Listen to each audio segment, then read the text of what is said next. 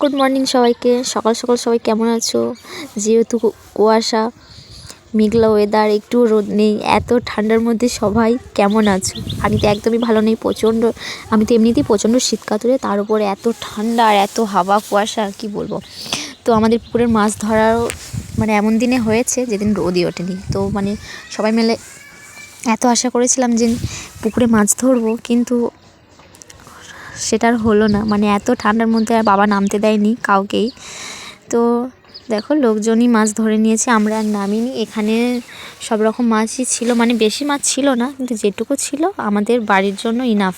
তো এখানে মাছ ছিল, সব ধরনেরই মাছ ছিল, কই, শিঙি, মাগুর, শোল, পাঙাশ, আরও যেগুলো থাকে, শিঙি, ল্যাটা মাছ, আর অনেক কিছু ছিল। তো এখানে কিন্তু অনেক কাঁকড়াই ছিল। তো দেখো, আমার বোনই কিন্তু প্রচণ্ড পরিমাণে কাঁকড়া খেতে ভালোবাসে, তাই কাঁকড়াগুলো যাতে না পালিয়ে যায় সেই ব্যবস্থাও করতে বসে গেছে। তাড়াতাড়ি করে ঝুড়ির মধ্যে ওগুলোকে নিয়ে নিচ্ছে।